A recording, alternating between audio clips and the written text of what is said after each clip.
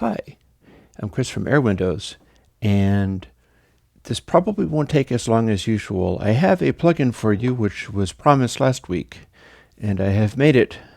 And it's called microphone? No, it is called VoiceTrick.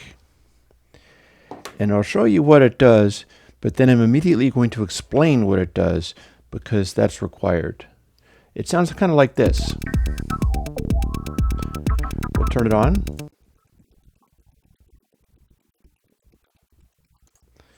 Okay, that's weird. So I'm going to now ask you to look at the correlation meter down here. Watch what happens when I hit the correlation meter. It's mostly mono here. Boop. See? Completely and totally out of phase. Here's why that matters. VoiceTrick is based on something that musicians, producers, and people have been doing for some time. Perhaps most notably Peter Gabriel, particularly in his solo albums. Because some people aren't comfortable with sealed headphones on their heads, especially if they're singing lead vocals. They'll need to do the John Lennon thing of maybe take one of the earphones off, or just they'll have problems singing and hearing themselves. This is exacerbated if you're trying to do things on a computer. And I'll tell you why. If you're trying to do things on a computer and you're hoping to monitor yourself through the microphone and then your recording chain, and then maybe some plugins, for instance, suppose you're going into a compressor or something like that and you're trying to modulate the compressor, that's all well and good, but these things can incur latency. And if you have enough latency on your microphone and you're monitoring through sealed headphones, this can screw up your voice more than anybody would believe possible. In fact, there is a cell phone app that I'm not sure whether it's still around or whether it got removed because it was hurting people. And all it does is it takes the cell phone microphone, and then you're supposed to put closed headphones on, crank it up good and loud, and adjust the delay. And it's about 1/3 of a second of a delay, and it will cause people's voice to go very strange indeed, because they're hearing incredibly high latency, and they're not hearing their actual voice. Some people get wildly affected by this, and some people not so much. Interestingly, I've noticed that from the times I've seen that, like I'm a fan of the show Loading Ready Run on YouTube, and they have had experiences sometimes where some of their presenters and comedians have tried this voice changer, voice destroyer trick. And some of the ones with the best performance voices and most ability to emote and deliver performance, fine acting, are destroyed by this technique. They're destroyed by this voice changer, this latency trick. So here's what's going on with VoiceTrick. What you do is this. Say these are my speakers. What you do, and again, Peter Gabriel notably used this in some of his albums. It's shown in the classic albums video for So, and it's illustrated. What you do is you take your headphones and then your microphone and then the person who is singing, and you sing into this microphone without wearing headphones. But you're listening over speakers. The thing is that the speakers are playing a version of the song, the mix, that is mono. So we'll start with mono. And then one of the speakers is playing in phase, and one of the speakers is playing out of phase.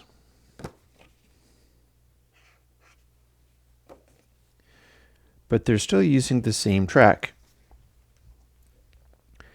Now, back in the day, I think they might have even had to flip a mono switch and then reverse the polarity of one of the speakers or something like that. It's all very doable. You can set this up just in the room with normal equipment, but it might be a little cumbersome, and that's why I've made a plugin to do it for you.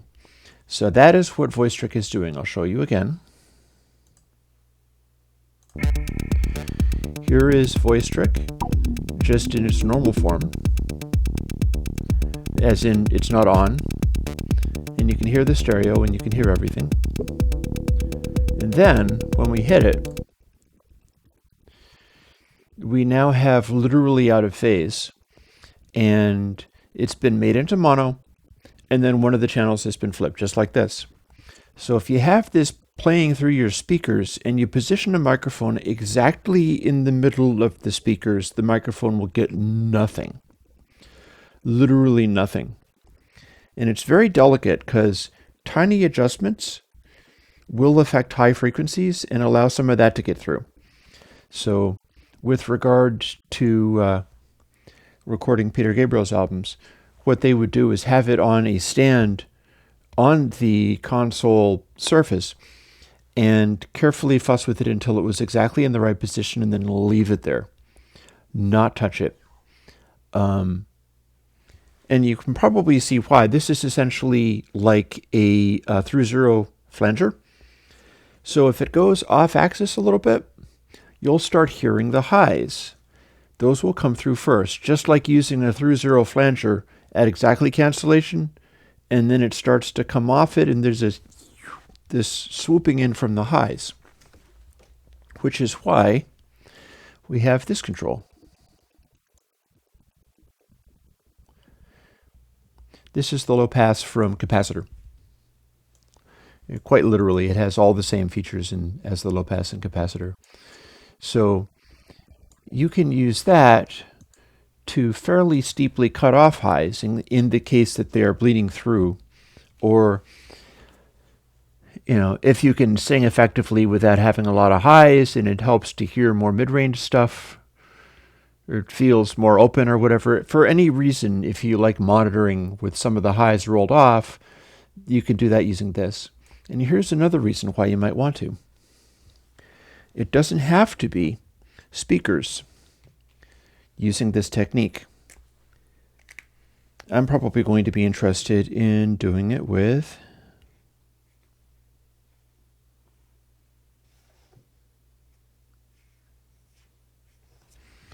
over-ear headphones that are open back headphones, because I've got some that I do use for the plug-in dialing the sounds in and stuff. There's some very nice Sennheisers, and it's just over there, and I actually customized and modified them heavily. I stripped out stuff so that they're almost raw exposed elements in both directions, and so they sound wonderful and are delicate, because if you smush the diaphragm, it destroys them, obviously. But normally you can't use these for recording vocals with a microphone. Not necessarily this one, but this is a microphone. Because if you turn up the open-ear headphones, they'll come through and they'll be heard. If you use VoiceTrick, what happens is you've got the one channel is mono and in phase, one channel is mono and out of phase. So if you had the microphone exactly in the same place regarding your face, that also will completely cancel, because the headphones, the bleed that you get from the headphones will cancel. However, if you're moving your head around and singing intensely into the microphone, it will start to filter again for exactly the same reason. It'll maybe be a little bit harder to do, because in open air with speakers at about 45-degree angles, small motions will make a fairly large difference in time of arrival. Whereas with headphones, it's going to be kind of a smaller difference, especially if the microphone stays mostly in front. But that's also why this roll-off is concerned, because if we use this roll-off, we can quickly take away the highs that'll come through most easily with bleed. And then we can keep going. And the thing about it is, if you had really loud bass coming through, it's not going to sound normal to you because one side is flipped. But there's no way that that can come through into the microphone that you're using, because there's the cancellation, and there's the fact that the position of the earpieces can only be, they're closer together. So even if the headphone was like, the microphone was like completely off to the side, those earpieces are still close enough together that they're still going to cancel below a certain frequency. And that frequency is a lot higher up than it is if you had the microphone much nearer a single speaker.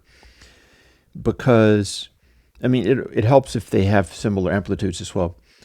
But because the speakers for the headphones are just closer together. So essentially with headphones, even if you have completely open back headphones, you can probably get a lot closer to treble and still have really good rejection of sound that you're not trying to record. So there you have it. VoiceTrick is, I'm almost sure I don't have to say don't master through this, i.e. remember to turn it off if you're really out of it one day or something like that, and you're like, oh, it sounds good. Because you'll have completely out of phase mono bass and stuff, and hopefully nobody will ever be so out of it that they'll mistakenly put this on for mastering. You know, one of my Airwindows friends is likely to try to do it just because I told him not to, and I'm going to say, good luck with that. But VoiceTrick is available now, and what you do is just throw it on your tube bus, or throw it on whatever you're using to monitor with if you're tracking vocals.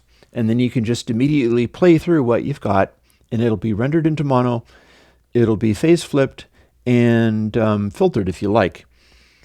And that will let you do recordings of voice or anything else in front of your microphone, where, you know, position the microphone very closely, you know, accurately between the two things, like listen to the output and do a little testing. Peter Gabriel and his people were doing like a day of testing or so, just working it out really finely and just leaving it where they had it, because it's delicate and subtle. But if you do get it dialed in like that, then you've basically nailed it, and you can record vocals with people just in the room without their headphones on. So that becomes a thing that you can do.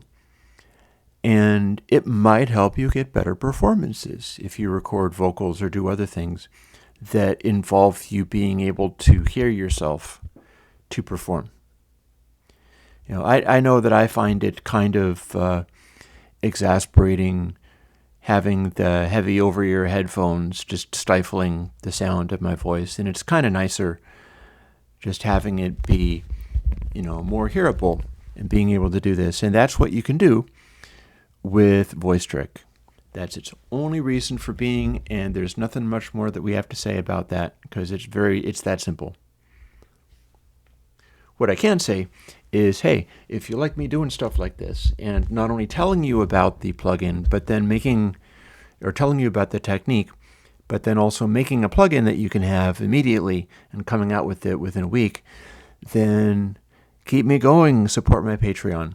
If you would have bought this at $50, granted, it's a pretty basic plugin, I think.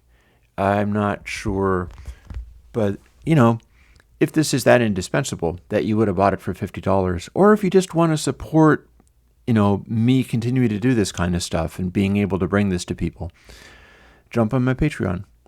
Throw $50 a year towards that, or more, or whatever, and I'll keep thinking up cool things to do. Because I'm hoping to expand beyond, like, I still have some of these projects. Like this is still sitting around, and this is a modular synthesizer project. But believe me, oh no, the chip fell off. I have bigger ideas in store for that, and I'll just see where those things take me. Because I'm gonna continue paying my mortgage and buying food and stuff, but the more resources I have, the more I'll do, and this is the kind of stuff that I do. So this is what you'll get. So yeah, yay Patreon, yay strange audio socialism craziness, or as it's also called, open source. And yeah, thank you very much.